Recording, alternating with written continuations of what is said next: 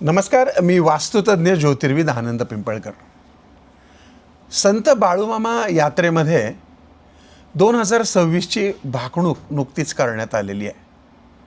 त्याबद्दल या भाकणुकीमध्ये संपूर्ण जगाचं काय भविष्य सांगितलं आहे ते मी आज तुम्हाला सांगणार आहे। या कार्यक्रमाचे प्रायोजक आहेत मार्किस बालवडकर डेव्हलपर्स यांच्या वतीनं बालेवाडी या ठिकाणी खूप मोठा गृह प्रकल्प सुरू झाला आहे। 100% वास्तुशास्त्राप्रमाणे आपल्याला फ्लॅट यामध्ये पाहायला मिळणार आहेत आणि हे काम आनंदी वास्तूच्या वतीनं करण्यात येत आहे। त्यामुळं जमिनीच्या वास्तूबरोबरच प्रत्येक फ्लॅटची जास्तीत जास्त वास्तुशास्त्रीय मांडणी करण्याचा प्रयत्न आम्ही या प्रकल्पात केला आहे। जवळच मेट्रो स्टेशन आहे, शाळा आहे, हॉस्पिटल्स आहेत, कॉलेजेस आणि अतिशय सुयोग्य दरात अत्यंत भरपूर ॲमेनिटीज असणारी ही मार्किस स्कीम आपण आवर्जून जाऊन पहा आणि आजच बुक करा। कोल्हापूर जिल्ह्यामधील भुदरगड तालुक्यात असलेल्या श्री क्षेत्र आदमापूर येथे दरवर्षी संत बाळूमामा यांच्या यात्रेच्या दरम्यान एक भाकणूक केली जाते। भाकणूक म्हणजे काय तर भविष्य वर्तवणे। हिंदू दिनदर्शिकेनुसार वर्षाच्या शेवटी सांगितली जाणारी ही भाकणूक अनेक भाविकांसाठी अत्यंत महत्त्वाची मानली जाते। 16 मार्चला पहाटे 4 वाजता कृष्णा डोळे महाराज वाघापूरकर यांनी ही भाकणूक सांगण्यास सुरुवात केली। साधारणपणे 2.5 तास चाललेल्या या भाकणुकीमध्ये देशविदेशातली परिस्थिती, राजकारण, हवामान, समाजजीवन आणि भविष्यात घडणाऱ्या घटनांबद्दल अनेक मोठे अंदाज व्यक्त करण्यात आले आहेत। जगातल्या परिस्थितीबाबत या भाकणुकीत असं सांगितलं गेलं आहे की येणाऱ्या काळामध्ये जगातला तणाव हा वाढण्याची शक्यता आहे। चीन आणि कोरिया यांच्यासारखे काही देश हे संपूर्ण जगासाठी धोकादायक ठरू शकतात। भारत पाकिस्तानमध्ये मोठ्या युद्धाची परिस्थिती निर्माण होऊ शकते। भारतीय सैनिक सीमेवर शौर्याने लढतील आणि पाकिस्तानचा काही भाग हा भारताच्या ताब्यात येऊ शकतो असे संकेतही या भाकणुकीमध्ये देण्यात आलेत। तसेच काही इस्लामिक राष्ट्रांमध्ये परस्पर संघर्ष होऊन जगात 3ऱ्या महायुद्धासारखी परिस्थिती निर्माण होऊ शकते असेही या भाकणुकीमध्ये सांगितलं गेलं आहे। भारतातील राजकारणाबद्दल अंदाज हा देशाच्या राजकारणाबद्दलही मोठी उलथापालथ होईल असं सांगण्यात आलेलं आहे। या भाकणुकीनंतर भारतातील एखाद्या मोठ्या राजकीय नेत्याची हत्या होण्याची शक्यता देखील या वर्षभरामध्ये आहे अशी भाकणूक करण्यात आली आहे।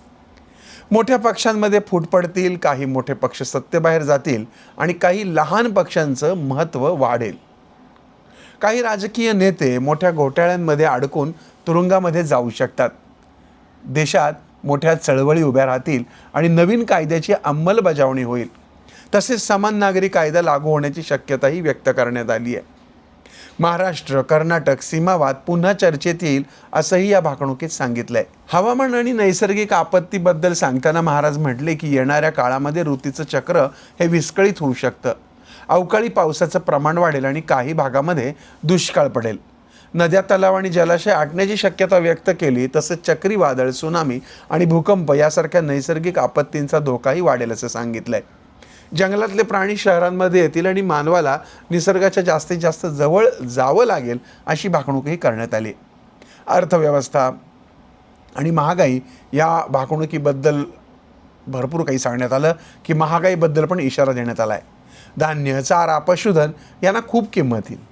दूध, दुग्धजन्य पदार्थांचे दर वाढतील।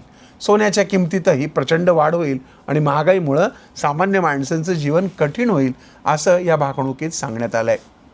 समाजामध्ये नैतिकतेचा ऱ्हास होईल। धर्म सांगणारे गुन्हेगारी करतील। तरुण पिढी चुकीच्या मार्गाला लागू शकते असेही या भाकणुकीत सांगण्यात आलं आहे। नवीन आणि गंभीर आजार पसरण्याची शक्यताही व्यक्त करण्यात आली असून विज्ञानाची प्रगती ही खूप होईल पण ती मानवांसाठी धोकादायक ठरू शकते असेही भाकीत करण्यात आलं आहे।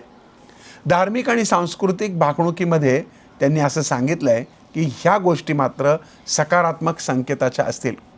हिंदू संस्कृतीचं महत्त्व जगभर वाढेल। अनेक देश हिंदू संस्कृतीकडे आकर्षित होतील आणि भारत हिंदू राष्ट्र होईल असा दावाही या भाकणुकीमध्ये करण्यात आला आहे। गेल्या वर्षी ही भाकणुकीमध्ये युद्धाचा तणाव, नैसर्गिक आपत्ती, महागाई वाढण्याचे अंदाज व्यक्त करण्यात आले होते। त्यापैकी बऱ्याच गोष्टी खऱ्या ठरल्याचे भाविक सांगतात। तरीही संत बाळूमामा यांच्या यात्रेमध्ये सांगितली जाणारी ही भाकणूक आजही आपणा सर्व भाविकांसाठी श्रद्धेचा विषय आहे। अर्थातच याबद्दल आपलं काय मत आहे ते आपण जरूर मला कमेंट करा. हा कार्यक्रम आवडला असेल तर जास्तीत जास्त शेअर करा. या कार्यक्रमाचे प्रायोजक आहेत मार्किस, एक असा गृहप्रकल्प जो वास्तुशास्त्राप्रमाणे 100% आनंदी वास्तूच्या माध्यमातून तयार केलेला आहे. बालेवाडी येथील मार्किस. पुन्हा भेटूयात पुढच्या भागात. तोपर्यंत तुमच्या आनंद पिंपळकरचा तुम्हाला ओम साईराम.